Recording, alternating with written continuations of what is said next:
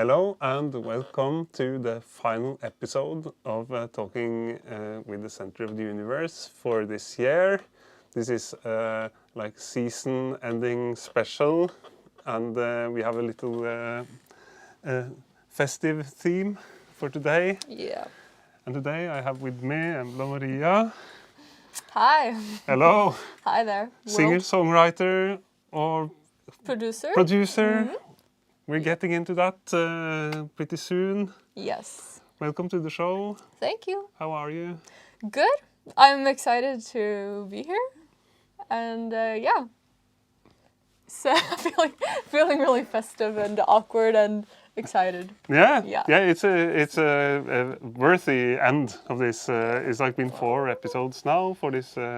And as I said, we've been having like veterans from the for the last 2 episodes, like people that have been like releasing music since the 80s and stuff. Right. And and you weren't sure if you were like viewing yourself as a young artist.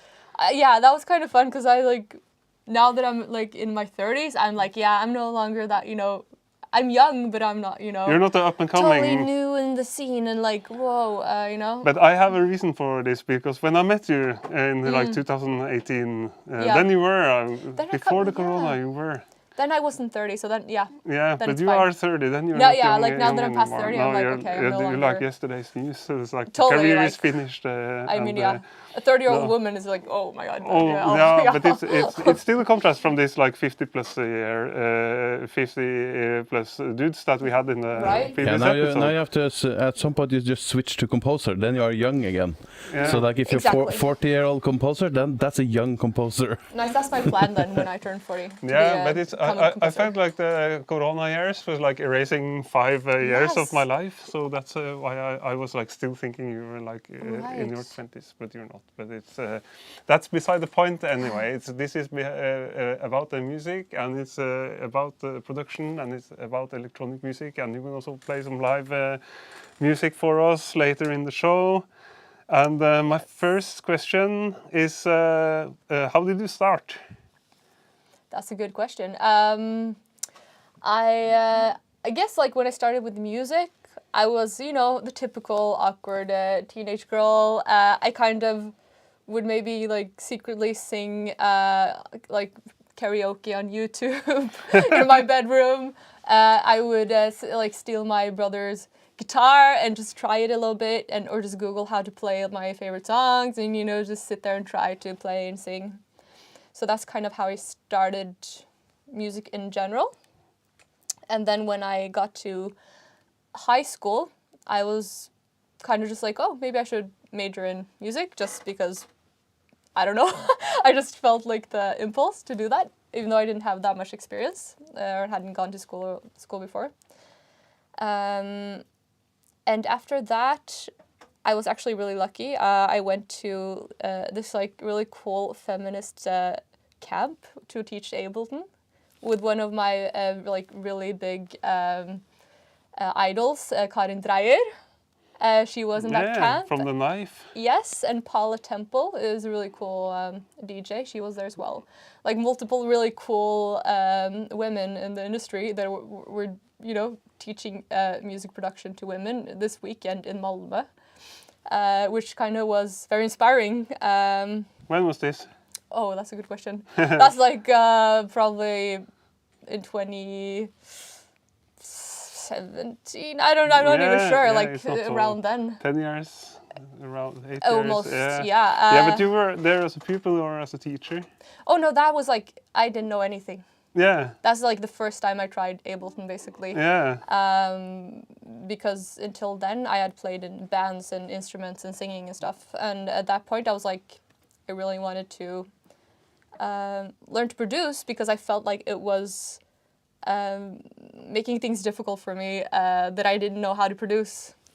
And I think also like when I realized like, wow, there are like a lot of cool female producers out there. Like I didn't really think of these things when I was younger, and then I realized, oh, I can actually just teach myself to do it.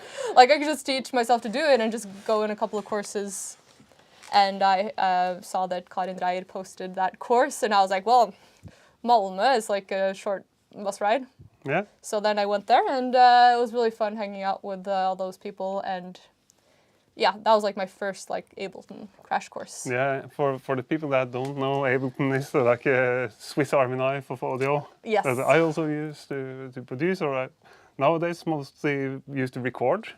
Yeah. But it's it's the as I said, very useful for like performing. Totally. It's I'm from the age before Ableton, where it was like a kind of big deal to get these music programs to do stuff in real time. Oh, okay. Or it was like fast trackers and like, or it wasn't a big deal to go real time, but it was like not made for the stage. You had to like work around. So that's actually a thing. People are like talking Ableton down because they. I know why. Like why? Because they feel like artists are trying to replicate the exact stuff they do on albums. Yeah. On stage, but that's not what you do, as we will see. Is not. I mean, like, it depends. Yeah. Sometimes I do. Sometimes I try to make a totally different version. It totally depends on like the setting. I think what they are talking down is like people having a sort of DJ set with their own tracks, and they like just recreate the tracks. Oh, and okay. don't add anything. Like you are like singing and playing and keyboards, playing, and that makes it something into something totally different, which is what this program is really good for. Also, I think that now Ableton Live is so big, like it's so famous. So many people use it, and then that also means there are so many boring people using it. Oh, right. Like with everything that's like super popular, yeah. And then like people like to diss it, and like you have to be in the cool club and use something more special and so on. I think that's what always happens when it's something that's really popular in a way. True. When I saw you on that screen now, I realized you were missing this. Yeah. So we have to do something about that. Yeah, that's what you were waving around for. I have a special one. I just wanted to see. Well, that as well. I felt like something was missing. Yeah, gotta be part of the club here. There you go. I think Chris needs a Nisselu also. Yeah. To be a part of the. Just felt wrong. Yeah. Yeah. Now Chris is in a festive mood. There we go. He's ready to join us. Yeah, but this effectively leads us on to the second question. And that is, do you dub yourself as a folktronica artist in videos? And if you go to your Instagram and stuff, you set like folktronica. That was not what I actually was supposed to ask. That was the wrong question. Do you view yourself as an electronic producer or a singer-songwriter? Right. Yeah. I feel like I only like have like a more philosophical, pretentious answer to that, because I'm like kind of both, kind of none of them. I feel, in a way, I feel almost like a painter actually. Yeah. Like I feel like when I was growing up, I used to do visual arts. And at some point I just realized that, okay, it doesn't really matter what medium you use, you kind of just have a vision and then you express it in different ways. And then I started doing music. I was like, my focus is usually texture, you know, and soundscapes. So I was like, okay. And then I started doing, you know, working with time. When you work with sound, you work with time. Instead of like space that you do in fine arts. So I felt like it was just like coming from the same place, the same vision, but it doesn't really matter what I use. Of course, like your skills, you have to work on the skills. And sometimes I feel like my vocals are at a good place. Sometimes I feel like I'm using more time being a producer, and then I feel good about that. And sometimes I feel bad about both because I've been doing something totally different. And the same thing with the music videos that I make as well. It's just like, I don't know anything about making music videos, you know, you just kind of do it and try and experiment, and that's kind of my basis. Yeah, but I think like this with this kind of setup, you're like obviously not a singer-songwriter. Oh yeah. but also if you go, the track that we will hear later, when you see that version on YouTube, we sit on the beach and play a guitar. And then if that was my introduction to your music, I would like think, well, yeah, this is like a singer-songwriter area of music. Yeah, but so actually it's no to both. It's no, and it's like a painting with sound. And, that's how I feel. Like it's more expressionistic for me. But of course, like when I try to find the core of a song, I'll maybe sit with an instrument just to like kind of feel it. It feels more tactile. It feels more like, okay, I'm trying to find that essence through an instrument sometimes, or just try out ideas with a piano or guitar. It doesn't really matter. No.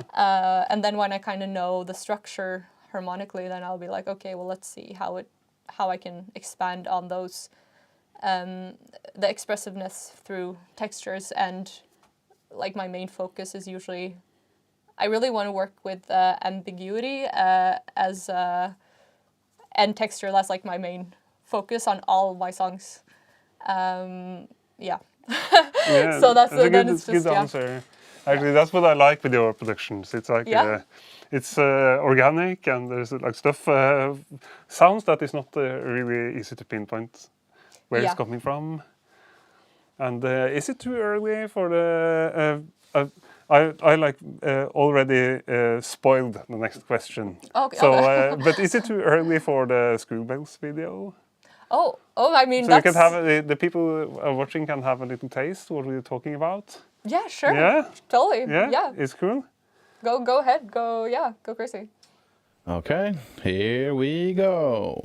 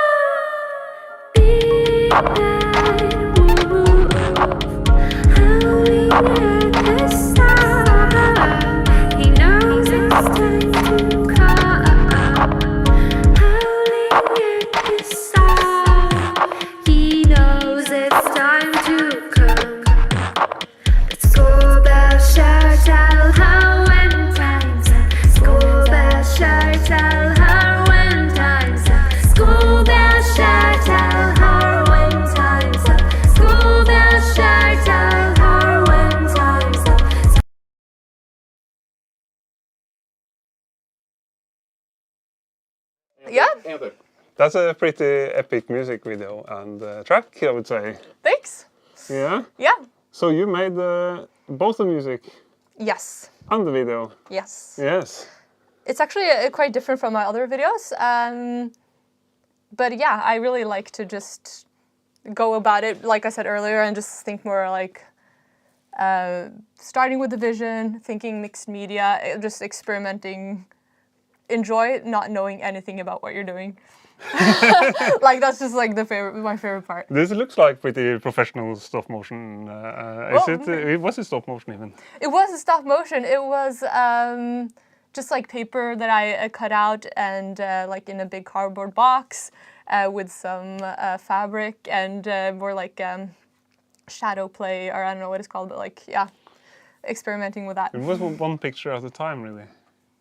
It wasn't one picture at a time. No. It was actually me sitting under there, like doing these little figurines made of paper. Yeah. Like old school figurtheater. Yes, exactly. It was like my intention with that video was really like creating like this really disturbing, kind of like childish, playful game. Like a äventyr. Exactly. Like adventure world. Yeah, it's pretty Fairy nice. tale. Fairy tale. Yeah. So, how long have you been making music videos? Did you compare to music? That's a good question. Because when I was younger, like when I was a teenager, my friends and I would, film things. We had like a lot of these projects where we just would film for fun. So in a way, I started then, but that was really, really unserious and just like, having silly ideas when we had a lot of time. But the videos, I didn't start doing videos until like a few years back now, maybe like 4 years.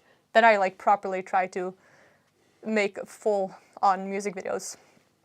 But I've done, a little bit of photography and tried to make like some ideas that I tried to use like live visuals, like you see back here. Yeah, when I was seeing you play live, you had like pretty an amazing backdrop, which was also why I were looking forward to have you here to this like green screen heavy show. Yeah. You could see what was going on in the background. And now finally I could ask the question that I was spoiling. Yeah. Because we are going to talk more about this, about the video. But you dub yourself as a folktronica artist. Folktronica? Yeah. I think I say indietronica. Indietronica. Yeah. I think I identify a bit with that. Indietronica. Maybe I was getting it wrong. But the indietronica makes more sense actually. Yeah. I think like indietronica is or experimental electronic music. I don't know. It's hard to like pinpoint your genre. It's like not dance music. It's listening music. No, definitely listening music. Yeah. A bit atmospheric, but yeah. And it's not indie rock. It's not indie rock, that's for sure. So yeah, it's more like the experimental realm. But the indietronica is quite good, I think, because it has the electronica, which is the listening instead of dancing kind of thing. So that's nice. Yeah. Yeah, but do you feel like you belong to a specific scene? I would say like in Norway, that's really hard. Yeah? I don't know why. I just feel like it's really hard because we have like a very homogenic population. We're not that many people. And I feel it's hard to find like your space. And when you find it, it's maybe like 20 people. Yeah. But I feel like definitely like the underground music scene and Oslo is really cool, and so I kind of find my crowd there. But it's it's hard and to find your crowd in Norway if you do things that are a bit away from the mainstream. I would say personally, yeah, especially with booking it, and labels and stuff. Like it's hard to get like support there, I think, but. You just have to find community, and I've like met a lot of really cool people through experimental gigs, festivals.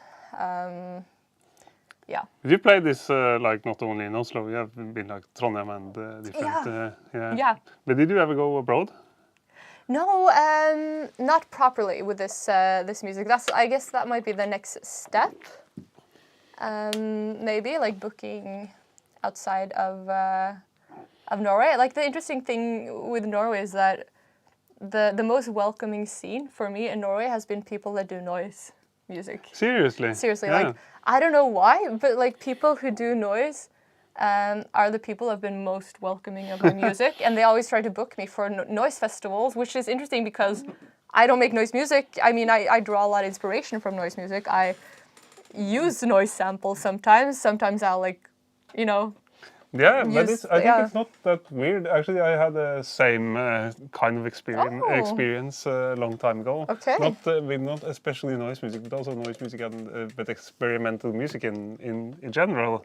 That I was like getting booked to all these experimental shows, which was kind of cool. But I was like viewing my music as being like dance music. Right. Like the center of the universe, like 10 years ago. It was right when I was like transitioning in from like something I would call indietronica or maybe electronica into this like four to the floor dance. It took some years, actually, before the dance community was like picking up on my stuff. So I was playing all these experimental gigs, which was pretty amazing because I think that's the good thing about the experimental scene. If it is actually experimental, it's like it's open to other sounds. And it's open to actually experimenting with stuff, which is what you do. I wouldn't call like your sound experimental as in a dogmatic way, but it has this like layers of weird sounds, and you are actually experimenting, which is more than you can say about some experimental artists, which are just like doing like the same like ambient thing or something. But yeah. We're looking at you, Chris. I love ambient though. Like, well, that's the thing. Let me comment to say also. I think that what's really nice about the noise scene or experimental scene, which makes them really welcoming, is I think they're really against hierarchies very often. Yeah. So it's like the more you go towards the pop kind of thing, the more it's about like the superstars and the nobodies. Yeah. While in the more like open-minded, anti-authoritarian scene, then it's a bit more like, oh yeah, let's have you play. And then there was someone smashing a post box with a contact mic after you for 5 minutes, and then we're gonna have like a folk singer, and it's like then it's like all kind of different stuff. So I think that's part of it, like this anti-hierarchy kind of thing. That's why they welcome so many different artists, which is really cool. I love that, and that's why that's the most welcoming place I've found in Norway. And I also like love the scenes. Like I've gotten so inspired by going to noise and ambient concerts and just like people doing those kinds of things. Is like I love it, and especially as a person that works a lot with textures, like that's where it's at, you know. Yeah, it's pretty interesting because I feel like for me your music is like almost pop. Yeah. Yeah, or like the melodies and the structures and the songs. It's like some of it's like almost pop, but it's not. But that's where I really get interested. Yeah. Because I feel like it's something very interesting going on in the place between the songs and textures. Right. There is like stuff. There is a huge room that people don't use. It's like either it's pop or it's like experimental. But it's we like to have you in between there. But I feel like you should deserve some more. Mainstream attention. Really? Yeah, or not, or like pop attention. Really, like, that's interesting. Because I feel like I don't know. I just don't identify with the whole pop thing, but it doesn't mean that I don't like enjoy certain elements of that. I just feel so in between those worlds. That's the problem, that I don't like. I just feel so in between, so it's kind of hard for me to find where to put myself. But I see like abroad there's more artists that kind of find their place in that realm, which I love to listen to. So I know it's possible. It's just like not a big thing here, I think, yet. I don't think you should change the recipe, but I think like more people could like this actually. It's like, but it's time to go to a question that I ask everyone that has been to this show. So like it's 15 episodes or what we had, And people use this question not to necessarily answer it straight away. Okay. It's a jingle, and they talk about their next thing happening.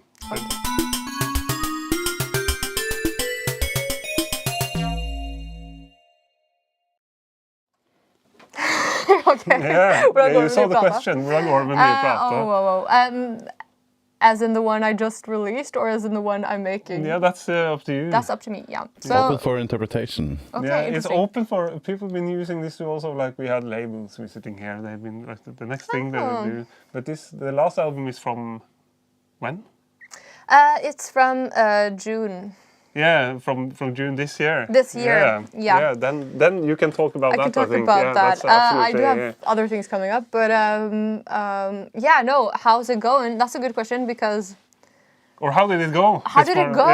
It's hard to say because like it was I did like the typical waterfall release thing where you I like did? We've been talking about this. You have? Yeah. But I did it in a very like weird way. Can you tell people what the waterfall technique is? So it's when you release one song at a time with like a certain distance between them. You don't like release your full album right away. There is one single. And then you have another single that includes the first single. Yes. And then you have a third single that includes the second and first single. Is that correct? Basically, yeah, because that's how it kind of looks online. But the thing is that I kind of did it that way because I had already released a few songs, and then I was like, you know what, I want this on an album, and then I kind of like, you know, made it into an album and started releasing more songs. But yeah, so I felt like it's a good strategy because you get to like give each song full attention, which is really good. And also like an album nowadays, like what is that? Like I've been thinking about that. It's like, is it just a curated playlist? Like what's going on, you know? I mean, like if you do it physically, like for the vinyl, then of course an album is a thing. I'm not saying that, but yeah, so I had to like think about all these things, like what is an album? How do I want to release this? And then I was like, you know what, I'm just going to release these songs. This body of work kind of represents a lot of important things for me. It was like really like a passion project, really personal stuff that I just wanted to do. And therefore, you know, it's hard to be like thinking like music business or promotion. Like I'm really bad at that already, but but especially when you do this really personal kind of thing. You are not compared to a lot of other people. It's like you actually put things out, and you actually, I think you're not bad. Oh, that's nice. Okay, well, that's good because like it's hard to bring life. Actually, just thinking about this method that's what I would say that it's something from the pop world, actually. This waterfall, this like thing. But did you think like in terms of like getting attention of algorithms and social media, or was it like you just want to give attention to the songs? I don't even know. I think like I saw some YouTube videos about it, but I'm so like unstructured as a person that it wasn't that I managed to create momentum or anything. And also it was just like practical because I already had released some songs. I already had some songs lined up and some of them weren't finished, so it was like a perfect opportunity. It's an excuse to compile an album of the stuff that you already had. Pretty much, and it felt right. It just felt right. But yeah, especially like making a video, and then you can be like, okay, I release a song, talk about it, add a video, maybe do like a live thing like I did with the one song you were talking about on YouTube, where I did with an instrument instead of electronically, just to like truly dive into your own song in a way. Yeah. So that's what I liked about it. That makes sense. Actually, it's pretty. I think like many people are quite confused on how to release music. I was too. These years. That it used to be like but I remember even in the 90s people were having like almost waterfall, like Björk and the famous artists, they were having like, and Michael Jackson was like having 1, 2, 3, 4 singles to an album. You're like, I was like already tired of the album when it finally came out. Yeah, yeah. So it's not a new thing, but it's in the digital age. It's something. It has some more layers to it. Right. I doubt that I will ever try. Really? Yeah. Why? No, I feel like I'm doing the opposite of everyone else. So that is getting it might get a new norm. I think now it's not a norm. But it is like an algorithm trick, right? Because it comes from that, like you release a single, and then you write to Spotify like, can you put this on a playlist, and can you put it on release radar and so on, and then you release another single, and if this gets on, for example, release radar, and someone clicks on it, and then they click play on the first track, then it's quite good chance that they will just continue to the second track. So now you have 2 plays, and the next time you do it, then you get 3 more plays instead of just playing 1 track. So it is like an algorithm hack. That's where it comes from. Right. But I guess then at some point it just starts becoming like a norm, like you're saying, like you see a YouTube video and someone say, yeah, this, you should do it like this, and then it's like, okay, yeah, I'll maybe do it like this then. And that's kind of what happens. Definitely. Yeah. Is there any action in the chat, Christopher? We have an Søtnisfru. unknown person here. A certain someone. Shout out to Lisa. Yeah. And as I wrote just here, feel free to ask There's questions in the chat. Actual questions. Oh, there we have one coming in, live and direct. Okay, nice. That's not a question, but it's not nice. a question. We want Nice questions. Yeah, come on. Come on, bring them on. It's like, as you can see, for the season, it's snowing in the chat. Oh, yes. In front of all this Twitter, I miss Twitter. All this Google Plus, I miss. It's like a nostalgic This logo is not the collection last behind call there. for questions. You can still have questions. Yeah, and we'll come back to the chat if someone pops up. It still snows in the chat. But There's it's a good opportunity, exclusive chance to ask some questions. Exactly. There is too little snow in Oslo right now. I've been to Tromsø and there was a snow record. Oh, it was? Yeah. I didn't know. It was so much snow we couldn't even move around. Oh, wow. So it's too little snow. But now it's snowing in the chat, and it's also snowing in some upcoming video from the backgrounds. Yes.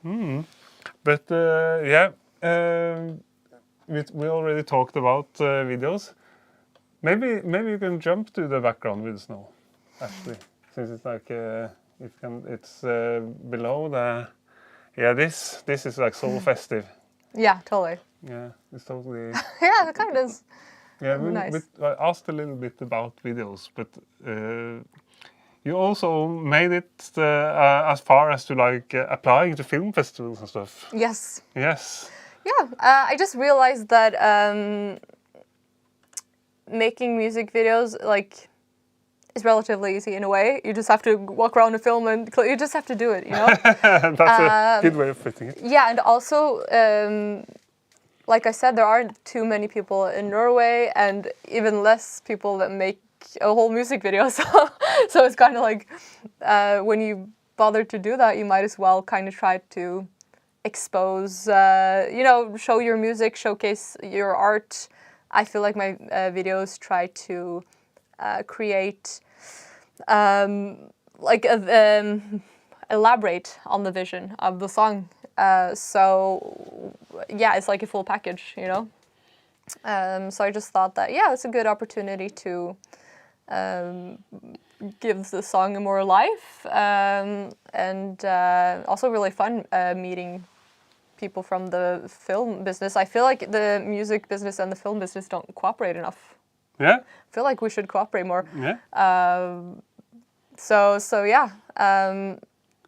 That was pretty much it. It was really fun to, Yeah, but it was because you wanted to have a full score in the long run. Yeah, I mean, I just wanted to give my music another dimension. Yeah. Yeah. But you wish for someone to approach you and say we want a full score for a film? Oh, like that? Oh, that would have been awesome. That would have been really cool. I think I would have been scared. But also that's how a lot of people make money is placing music in film. I don't know if my music is good for that. I don't know, maybe. But I'd be really interested. I think it could be a good idea. Yeah. For having, if there's any like directors out there, I feel that, or maybe TV series even. Yeah. It's like having, I actually never scored, like, or just for some jingles and stuff. But it would be scary if someone says like, yeah, we're making the like Julegløgg 2 or something, and you have to do the full score. Oh yeah. Yeah. I think I would prefer someone kind of do like a music supervisor that would, be like, oh, your song is perfect for this scene or something like that. Would be more good for me. I don't know, but it would be a great challenge. That's quite common now. Yeah, like you see, and you see lots of like older artists and so on getting a new round because they get featured in the scene. Like I don't know, like the scene in Stranger Things with Kate Bush, for example. Yeah. That all of a sudden all the young people are listening to Kate Bush because they discover the music in a cool way. So I think for like something like that, it would be a nice fit. Yeah, exactly. Like that seems fun. Although I would love the challenge of like making a full score, but I also feel like making like if it would be a mutual beneficial relationship for musicians and filmmakers to get together, if it is to make music videos, if it is to make scores for whatever visuals they make, because it's such a powerful combination. It's like I've been feeling a little intimidated about when someone is saying that a filmmaker is making a music video. Okay. I feel like it has to have a story. It's more like a short film, and for me, it's a music video. It's not the same thing as a short film. I agree. It's something more abstract. So I don't say it's a bad idea, but I think if you're going to do it really well, it's difficult and big and many people involved and. Actually, I'm a little envious maybe about these film teams since we're always since we're always our own film teams. We're always just rolling around with one camera. And, I mean, I've never had a film team, even though I made all the films. I've literally had like a friend or my boyfriend. Or just filming alone and just putting up a tripod, and like that's the thing is like people just need to realize also that that's sometimes enough, you can create, as long as you have like vision and passion in what you're making, it's like, it doesn't matter if you have a huge team. That's what a lot of filmmakers are also getting wrong, I think. That they can actually do this. They say like in the movies, they still have a film team. But I think what I would really like to see is if someone has like a killer script, or like a really good story, or something like and like super interesting material, but they just have like almost like a handycam. Yeah. Very easy. Yeah, that sounds very interesting. So I think that's also where the film and the music scenes collide. Since in the music scene, it's pretty common to be people like us, just do your own music, do your own production. Right. But maybe it's like that we only see the mainstream films in a way, like the films that are like at a certain level, and if we would compare it to like people mostly listening to like the artists on a major label, because then there is very often a big team as well. Like at least that's some part of it. Yeah, exactly. For a song. So maybe it's something like that. I think, I'm not sure. I think you don't. I think people don't do like this. Maybe they do. Maybe it's not as common. No, I think it's. I think we would have seen it by this point. But I think it's like with about the distribution as well, because it's like where do you watch films? You watch them either like in the cinema. And then, like, to get to a cinema, that's like playing Sentrum Scene, That's like a high level. And other than that, there's like, I don't know, like 5 streaming providers. That's where most people watch all their films. And then maybe a little bit on TV. So that's like above a certain threshold.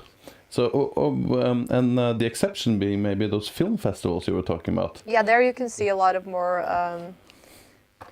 indie or experimental films, definitely, and that's really inspiring. Yeah, so that's closer to the music production process we're talking about there. I would totally recommend people go to film festivals and just be inspired and meet and just people. to see the material that is presented. Yeah, because it's different. Yeah, it's totally different, and I try to not stream too much movies, but yeah, just finding some gems. Like YouTube too is just like a lot of great stuff there from more indie filmmakers, and also like short film is usually a lot easier to make experimental things or a bit more different kind of. I think it's too bad that Vimeo just turned into total crap. Because Vimeo was so nice. Like you could click the staff picks, the recommendations, and then there were all these great short films and experiments and then there was like 1, maybe 10 people, like everything in between, just like great ideas and all this. But Vimeo is just focusing on like huge corporate clients now. So now it's really bad. It's like maybe a little paradoxical to ask about or to talk about alternatives to YouTube while being on streaming on YouTube. but that sums up where we are, right? Yeah, but I would actually wish I have no like. I would switch as soon as there is a better platform. We only broadcast since it's like streaming on Facebook is not, or like Twitch maybe isn't too good. So like I'm not. I actually like YouTube a little bit because you have all these like people can actually do things themselves, which Vimeo was like even better. But it's a paradox, yes. So if anyone knows like a better alternative, we will just jump ship. Let us know. Let us know. Yeah. Let it snow. Yeah, but it's funny also how like different things kind of change in culture. Like I was thinking about it when we were talking about music videos, that like of course music videos, they started as an advertisement for the album. Yeah. Like so you had MTV, right? And that was the new radio in a way. So instead of all your singles being played on the radio, they were now being played on MTV. Yeah. And if you had a cool video, everybody would talk about this video and then they would buy your album. And then at some point, like they stopped being, MTV just crashed like Vimeo. But now, like you were talking about, a music video is much more like its own art piece in a way. And like it's like you expand on the song, like you were saying, and all this. And then it's not really this like advertisement aspect anymore. So I think a TikTok video is like the new music video, like it was in the old days in a way. Agreed. I was actually just going to point that out, that you can use music video as a format to like truly like express creativity and your artistry, but like what I see a lot of people do is take their music video, chop it up into smaller pieces to short form. Which is like, I understand that they maybe take the most like short pieces that kind of grab your attention, or it's like really, attention grabbing in general, but yeah, so I see people try doing that, or you don't even need to make a music video if you just want to make like weird short form things, I feel personally attacked. Oh yeah? Oh yeah, why? No, I'm just because I do just this, like like make a music video and then chop it up to pieces and then post on social media. I mean, maybe you will chop up this. Yeah, maybe I should do that. I don't feel attacked, but I feel you're like describing the process of many people who are like that's the way people use music videos. Yeah, that's where we are right now, right? What? That's where we are right now. Yeah. That's what people are doing. But I think but then the interesting things with that is I feel like both what we have in common, like my music videos and your music videos, is that I feel like the music video is a piece of artwork in itself. Yeah. It doesn't like actually promote the music. Yeah. Or maybe it does, but that's not the main point. The main point with the video is that it's like has an artistic expression, and then you have like this. Am I right? Oh yeah. Like I don't think about the like commercial aspect at all, and not even making the songs. Like I don't know. Like that's like not my. I would have made my music differently if that was my main goal. What would you do then? I would probably make shorter songs. I would probably not use like too much focus on texture. I would try to make more hooks, you know. That's kind of how you make a more commercial song. Go there. And think more about what is eye-catching or attention-grabbing. Like that's kind of the commercial way to do it. But you know, sometimes when you make something true to yourself artistically, you can still make like things that can come off as like attention-grabbing or interesting in another way. But it's harder to reach a broad, like bigger. I think it can be also the other way around, that if you like actually try to reach more people who are actually just like not reaching anyone. That can probably happen too. So it's a better thing to like take yourself in as a starting point, what you want to do. I think it's a dangerous... if you just focus on the commercial aspect, you might forget to make something good. You know, you might forget the art. I think it's a slippery slope, like trying to... But it was me launching the theme. Like it was me launching the theme. I think before, like years ago, I thought that I would like actually be able to make something that was really commercial, but stopped thinking that it would be successful at any point. Yeah, I mean, I've been in. The thing is, I have experience from playing in other projects, a lot of other projects, and with more or less commercial focus. Not like full-on commercial focus, but it was still a lot more than what I'm doing now. That feels more like a passion project that I still invest a lot of time and effort in. But yeah, it's a totally different way of thinking, really. Maybe. It's any questions? Let's hear some stuff. Let's hear some new stuff. Give a taste. Yeah, it's not actually new what we're going to hear now. Well, new things are coming. Have you guys ever considered cooperating on something? Says Lisa. Yeah? Yeah. That would have been interesting. I don't know if you feel like we could merge our sounds in a way. Yeah, that's a good question, actually. I haven't... in 2018, I did this Singing with the Center of the Universe album. Oh, really? Which was like 8 tracks. And... one singer for each track. That's awesome. Where I made like most of the instrumentals without like taking into the account what people would do. Okay, yeah. On top. So if there was a sequel to that, would be fun. Or something like that. Cool. Maybe it's maybe that's what's happening. That would be cool. I feel like I'm on this in this space where, like, also to answer what I saw Anna was writing there, like new stuff. I have done more maybe like what I call them one shots, where I kind of like collaborate on one song with the artist. I have some stuff coming up. I'm collaborating with a DJ called Sommerfelt. I was about to ask. Yes. Yeah. So that's it's not far, like it's in a few months probably, or a month or two. I think it's gonna. He was actually on this show. I know. When we were broadcasting outside and the stuff were like flying around. Yeah, I saw that one. Yeah. Yeah, it's a good episode. Yeah, but that's really good. He's a really good, awesome producer. And also like the last few months now, I did a remix for like an artist called Blind, and I also did. A few songs, like I added some vocals for an artist called Hedmark, which is, I kind of do those things, like one shots. I feel like I'm really open to collaborating on maybe, you know, either an EP or just like making a song together, because I love that process of meeting like a new creative person and just like see what becomes. That's like the most fun thing ever.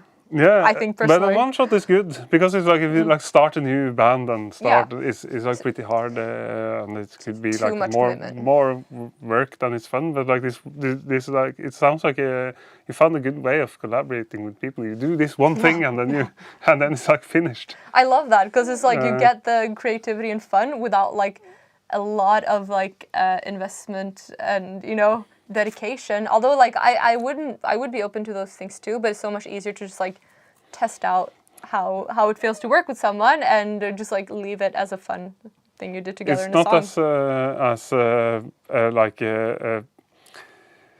hard as to like start a completely new project with a new name and everything. Yes, so that's hard. I mean, I'm like right now I'm producing like an EP with an artist called Guru Karnok. And you know, there we started off with like maybe a one shot, and then we were like, okay, well, this was kind of cool. Maybe we should, you know, make a few more songs. And suddenly we're like, soon we have an EP, which we're probably going to release sometime next year. Which is called? The EP? Yeah. That's the thing. We don't have a name. We just made the music, but we're gonna release it next year. Yeah, probably. yeah, but it's under your own name. You don't know. We haven't decided if we're gonna. That's the thing, you know, if we're gonna use our own names or if we're gonna make something new. I said like that's what we had like problem with this with my duo with Kenneth Lean. Oh yeah. Because it also started like something else that was like getting out of hand. Yeah. It was starting like having a jam for kids where they were supposed to play around with folk music sounds. Oh, cool. And then it ended up being like this project. We were playing concerts and stuff. So that's why it's called like Kenneth Lean and Center of the Universe, which is like a stupid name. Because it's like just his name, and it's my big cosmic alter ego, which is like pretty stupid. If we knew like the scope of this project, if we knew that we would like play concerts and do festivals and stuff, you would make no name, right? Then we would have done something else maybe. But it's also the good thing is also like if I collaborate with you, it's going to be like Embla and Center of the Universe. I still have like everything in this, or if you cooperate with someone else, you still have this like you're still yourself. Collaborating with someone is not like a new entity, which is kind of good. Also, you don't have to make like 10 Bandcamp pages and, and 100 Instagram profiles and so on. There, like everything is kind of working together in a way, which is also quite nice. That's when it gets serious. When you do like a Mastodon account for the band project or like Instagram account for the. That's when you call it a band like this, or a new MySpace. Yes. I actually tried logging into MySpace, but it doesn't work anymore. It's a pity. Okay. Yeah, but I have to mention though, since we're talking about it, I actually have started a band. But that's going to be a bit different. Like that's going to be different than this project. But I will be doing synth and I will be singing. But yeah, so then I was like, okay, well, I think I just missed playing. You know, live with people, just like the tactile experience of, you know, playing instruments, being with people. But yeah, it's definitely more commitment, but it depends on where you are in life. Like sometimes that is just tiring, it doesn't work out, and other times it's like exactly what you need to feel inspired. So we'll see how that goes. What's the name of that project? Right now, it has like the working title. Ultra Gaze is like our band name for now. So we'll see if it changes or it stays. I think it's gonna stay. Like gay or gaze? Gaze. Yeah. We actually spoke about that. Like, well, maybe people think we're called Ultra Gaze, and we're like, that's cool. You have a gig at the Pride Festival next year. We were actually, totally. We were actually talking about it because people in the band are queer. So we're like, maybe if people misunderstand that's a good idea. Like people should misunderstand. It's like a Freudian slip. I think it also, works. like people are going to argue about it, and then you get more attention. And it's like, yeah, but do they mean this or do they mean that? And I don't know, but let's go to their concert at least. Well, that's good. It was good to get some input on the name because we haven't really spoken about it. You should do it like ambiguous, but by purpose. Okay, to cool. Like spell it in some way or have like one big letter or something that where people can like if this they could wonder a little bit about the. Yeah, that's good. That's a good tip. But talking about live music, are we getting to the point? I think we are now. It's getting like really. Time is running. Time is running. We're having so much fun over here. Yes. It's like no one is like throwing us off air at 8 o'clock, but we used to have like an hour live.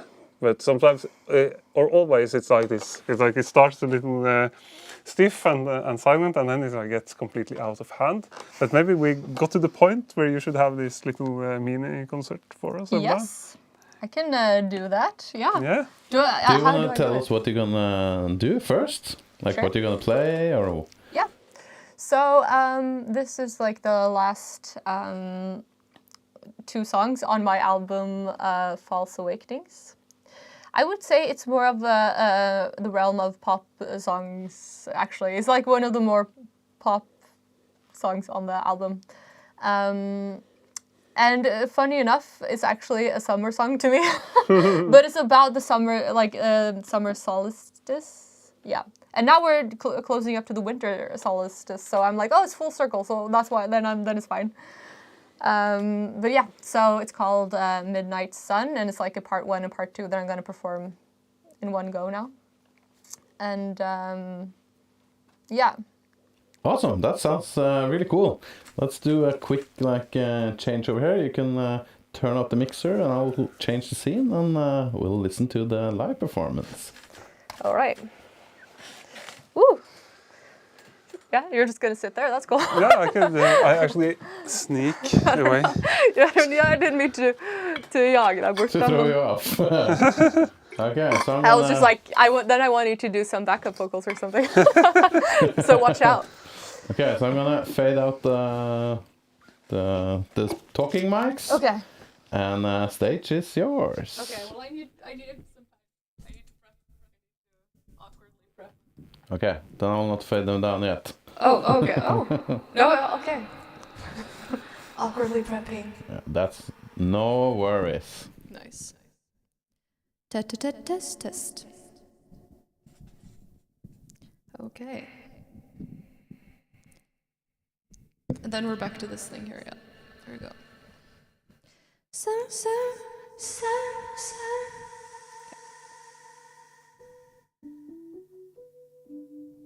Yeah.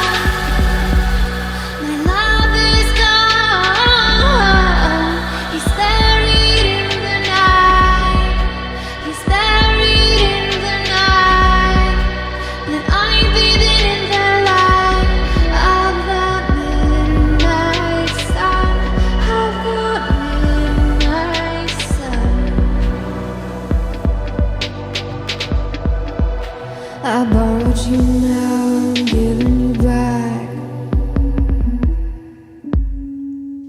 I borrowed you, now I'm giving you. Burning through the night, burning through the night. I don't mind in the midnight sun, in the midnight sun.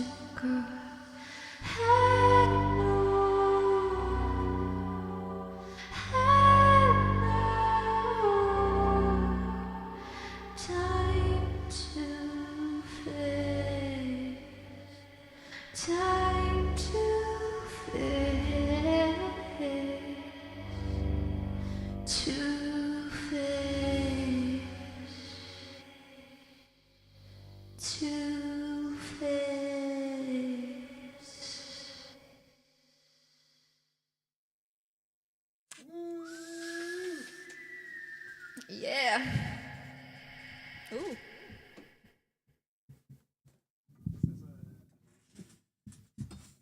Stuff.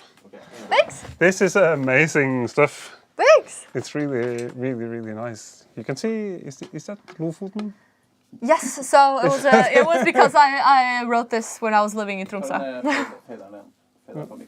Oh, Yeah. yeah. Yeah, it's because I wrote this. Yeah, you did. Yeah, when I was living in Tromsø, and it was a midnight sun, so that's kind of, and I felt like I connected to like the symbolic meaning of that type of experience. Yeah, it has a really good feel to it. This, but this is Lofoten, not Tromsø. You can see. Yeah, it's northern Norway. Yeah. I can recognize the landscape. It looks really good with like the effects and stuff on it. Yeah. It's like I was just in Tromsø for a week. Right. Yeah. I love Tromsø. I live there, so I love that city. When did you live there? That's actually in when was that? Oh, that's a really good question. 2016 or something? Yeah, some time ago. Yeah. It's some time ago. It was like my first year of studying. Yeah. But it was a really important experience, though. To move to another city. Being an Oslo girl is good to just like experience another town in Norway, and yeah, like I really love the people there, and it was so fun. It's like it's like been an hour, and I have like 3 more questions. Oh, but we don't have to take all of them. But maybe we should go to the question that you don't want to have. Go for it. If there's not any more questions from the chat, is there anyone saying something? No, just like people are enjoying the music. Yeah, no more questions. Let's hear some new stuff. Yeah, maybe it's not. I don't have a choice. I have to go to the hard. Yeah, go to the hardest question today. It's obviously it's December, and it's like we're rounding off a great season of streams and of talk shows and having great guests, and now we have you. And do you have any Christmas traditions? Yeah, that's the problem there. Like Christmas, I wouldn't say I'm like a Christmassy girl, or even though I know I totally look my part today, but with the Christmas beer, the Christmas outfit. You compensate. Yeah, so I try to fake it till I make it, but I feel like I'm trying to focus more on the pagan traditions, but in the end of the day, Christmas for most people is like a soup of Christianity, paganism, and capitalism. But I kind of want to try to focus on celebrating Yule instead of Christmas. Yeah. So that's like my goal each year now, is to get closer to Yule. Yeah, and that means like the pagan thing of like midwinter and solstice and this kind of thing. Yeah, focusing on that. I can understand that 100%. Yeah. I have a pretty ambiguous feeling about Christmas myself, but I really like the julekalender, or like Christmas calendar. There is like 24. You open up something happening every day, and also like gløgg, julegløgg. Yeah, true. That gives a certain. It has a feeling vibe. Yeah, true. But it's also like a whole month of Black Friday, which is not really positive. But I also think gløgg is not it's maybe not coming from the Christmas part. That's maybe coming from earlier than Christmas. Yeah, I think. When was the first gløgg? Yeah, probably during the pagan times. Definitely. Yeah, I can imagine.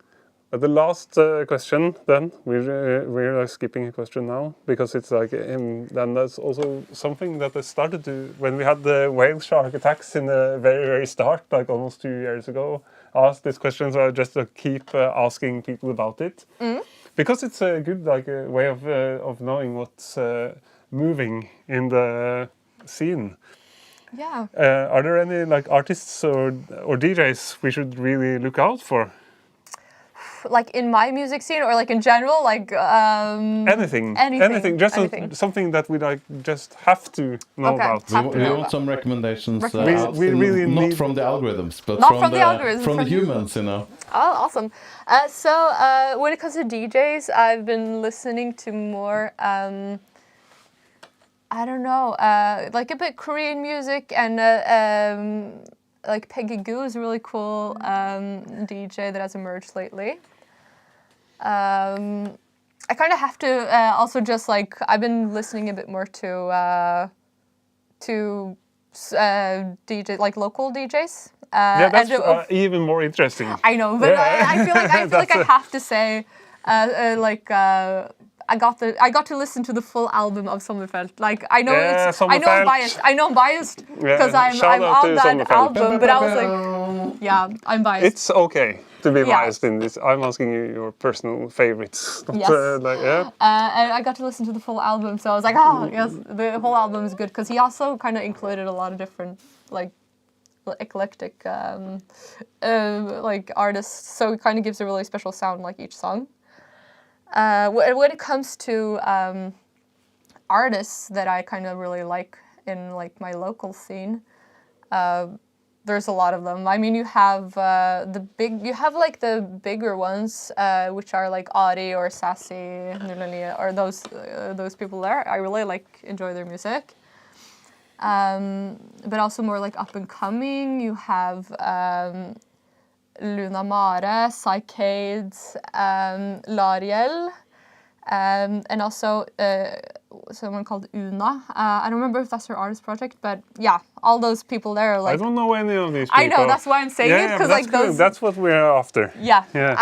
Those are more like up and coming here in the local scene.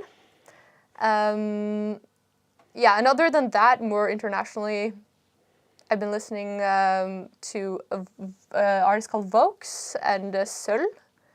And also another Norwegian artist called Mermaid is really cool. Yeah, we know about her. Yeah. Like electronic music, also like indietronica, I would say. Yeah. Yes. Yeah. Mermaid with an Yeah. She was calling herself something else, like in the start, and then it was like suddenly changing name. Christopher might know this. It was like a different name. No, I don't know. No. But it's like but she plays in the live band of Sassy 009. I don't know how she actually said it. I don't know. I think it's a pretty weird... Agent 009. Yeah. I think it's a pretty weird thing to have like a metal umlaut in indietronica band name. True. To have like this O with the two dots over it. It's pretty weird. But it's good music though. I think it's awesome, and I think it's cool to see like a lot of female like Norwegian musicians doing well. It's cool. And like also the whole indietronica scene that I identify with, like, I mean, you've had Nikki Onyom, which is also like, you played in that band, which is awesome. Like, I wish you still played in that band. I still produce if they ever do something. So, which is also like a great local band that are having some downtown. Yeah, let's hear some more. Let's hear some new Nikki Onyom tracks, yes, with or without me. But I'm saying like they are like welcome to record here anytime. Actually, I was at Roskilde last year, and there was a really interesting artist there, which was like the best live performance at Roskilde for me personally. Which is a woman called Marina Herloop or something. I don't know if I pronounced her name correctly, but that's something really interesting. Like, that was the best live performance. I did not expect it at all. She sings in like Catalansk, and it's just like so weird and strange and interesting. Yeah. I had a lot of recommendation, guys. I don't know. I listened to a lot of. That's really good. That's what we're after, especially like this local. Since obviously this show is about like the smaller part, the like more cozy part of the music. Like it's not it's like what people really want to make. Exactly. So thanks. No, it's been an awesome hour online. Yeah, it's been fun. Exceptional, great to see like live music. In our studio. So maybe we should round off now. Sure. Yeah. And thanks to Lislegård on the yes, thanks. And awesome. for doing the cameras, and thanks for coming around, and thanks for like sharing your thoughts on music and videos and art. Yeah, it's been really fun. Yeah, and Hanging out. happy Christmas and Happy Christmas. Happy New Year. Happy Yule. And Happy Yule. And we are Yule. kicking off the next season like in January. Yeah. Now we even have a bigger green screen, so we could have like 3-4 people in there. So thanks for watching, and see you next time. And signing off. See you Happy next time. Christmas, happy holidays, good julegløgg, and peace out.